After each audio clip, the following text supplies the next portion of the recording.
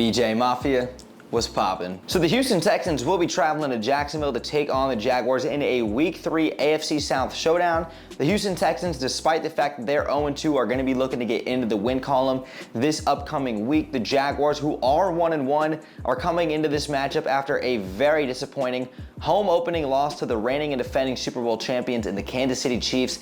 They lost that game 17-9, and now they're looking to make amends. And also, this is a little bit of a revenge game if you're the Jaguars, because the last time the Jaguars played Houston in Jacksonville, they lost that game 13-6 last year in what was one of the most disappointing losses for the Jaguars organization last season. The Jaguars are not going to be looking to make amends for that. And also, the last time the Houston Texans lost a game in Jacksonville was back when I was a junior in high school. You have to go back to December of 2017. The Jaguars beat the Texans 45-7, and the Jaguars had actually clinched the AFC South, which gave us a berth to the playoffs. I was in attendance for that game, and just what an incredible moment that was for everybody in the stadium and for all of the Jaguar fans.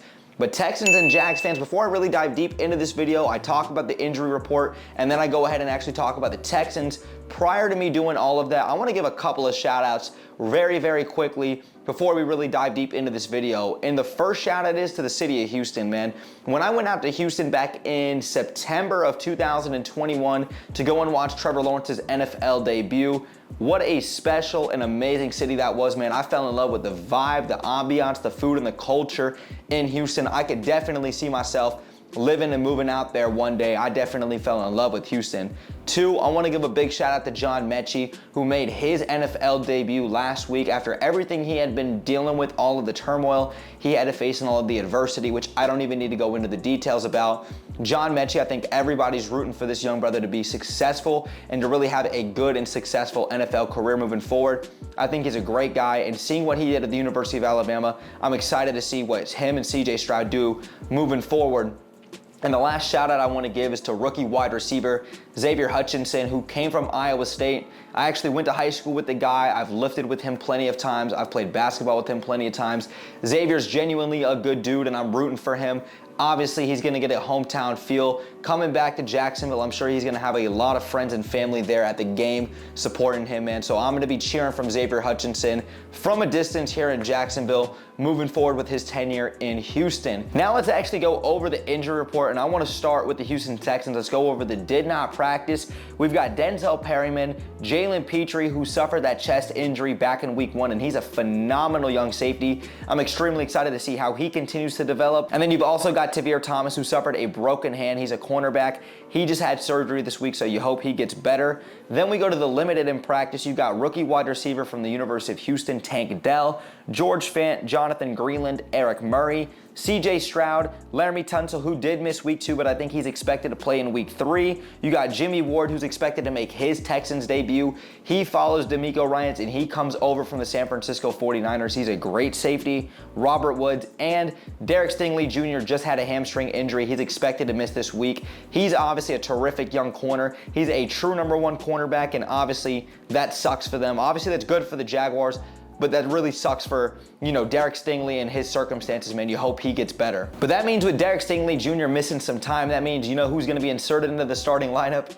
Shaquille Griffin. And even though Shaquille Griffin really did struggle with his 2 seasons in Jacksonville, man, I got nothing but love for him. I think he's a great guy, a great team and locker room dude, and I'm gonna be cheering and rooting for Shaq Griffin from a distance, man. Wish him nothing but the best. He never gave me any bad vibes or any turmoil that really said, I really don't like this guy, outside of maybe his play on the field. Then with Jacksonville's injury report, you've got Zay Jones, who I don't think will probably play this weekend. He's going to be questionable with that knee injury. Antonio Johnson, Brandon Scherf, and Faloranzu Fatukasi, all of those guys did not practice as of Thursday. And then limited in practice was Josh Allen, who obviously came out of the Kansas City game with that shoulder injury. I expect him to play. And then Andrew Wingard, I expect him to play as well too. Now let's actually dive deep into the Houston Texans. And CJ Stroud, quarterback 2 from this class, has played extremely well through his first 2 games as an NFL starter. CJ Stroud, through the first 2 weeks, has thrown for 626 yards, which is number 4 among all quarterbacks in the NFL. 2 touchdowns to 0 interceptions, very impressive for the rookie, and a 63.7% completion percentage.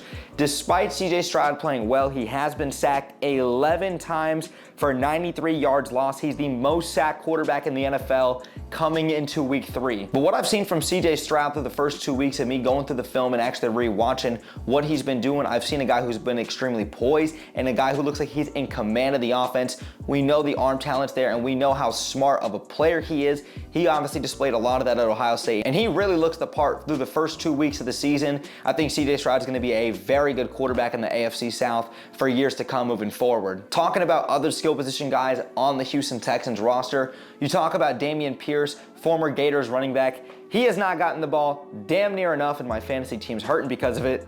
26 carries for 69 yards through the first 2 weeks. Dameon Pierce has to do a much better job of getting involved in the offense, and a lot of that has to do with the offensive philosophy that they've gotten in place. Then you're going to go with the receivers. You're going to talk about guys like Nico Collins, 26 receptions, 226 yards and a touchdown coming into week 3. Robert Woods coming over from the Tennessee Titans, 12 receptions for 131 yards.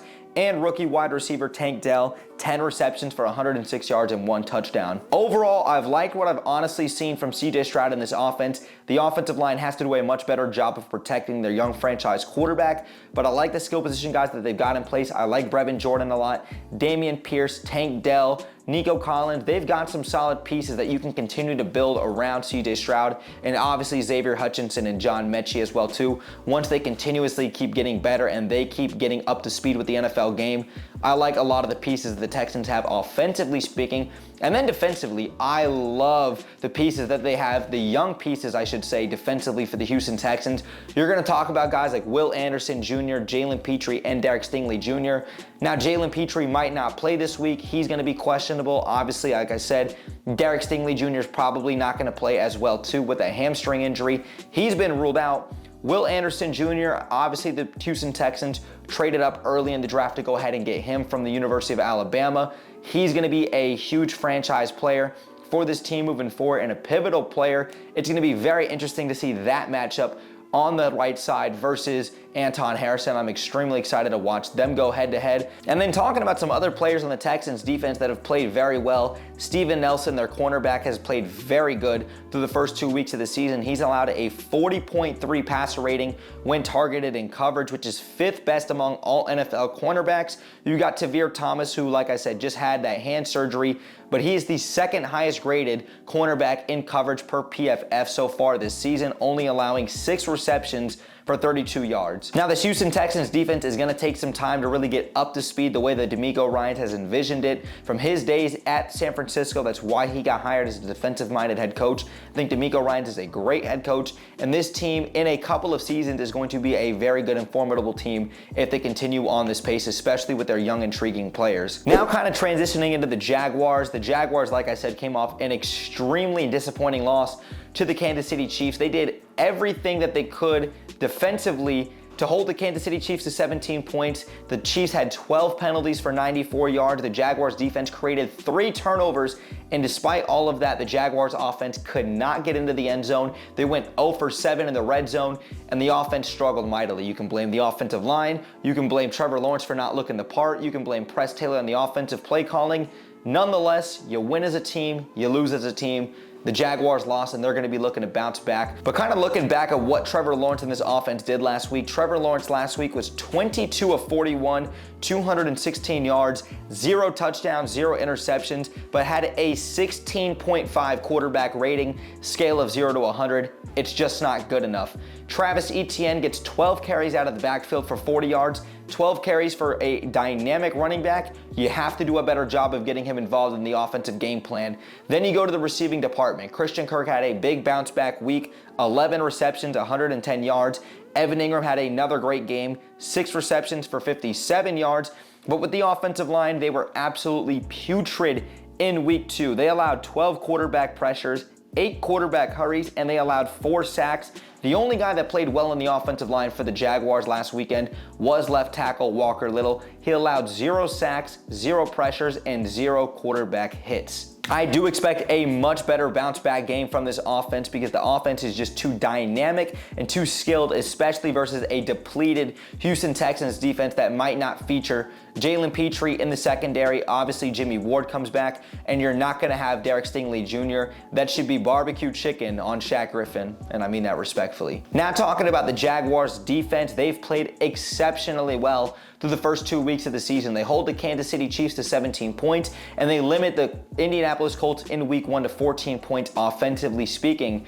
The Jaguars defense has 6 takeaways, which is tied for number 2 among all NFL defenses. They have 5 sacks and 9 pass deflections. 2 notable standouts from the Jaguars defense is going to come with third-year safety from Syracuse, Andre Cisco. Andre Cisco is the highest graded Jaguars defender per PFF with an 86.1 grade. He's allowed an NFL rating of a 26.2 when targeted in coverage. He's got 2 pass deflections, 1 interception, and a forced fumble as well too. And you got to give a big shout out to former number 7 overall pick from the SEC, Josh Allen. He has played his ass off so far through the first 2 weeks of the season. He's got 7 pressures, 3 sacks, 2 quarterbacks hits, and 2 QB hurries.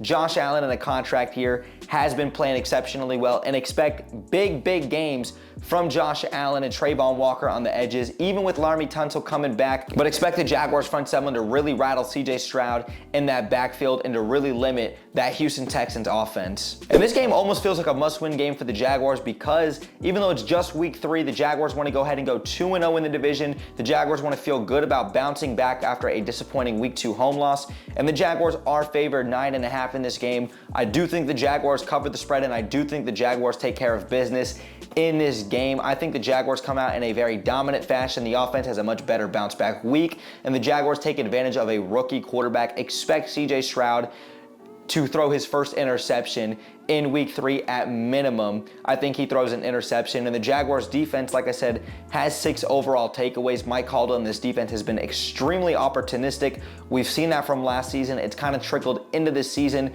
The Jaguars defense is going to do a good job taking the ball away from the Houston Texans, and expect that again this week. I like the Jaguars to win this game in a much better bounce back fashion.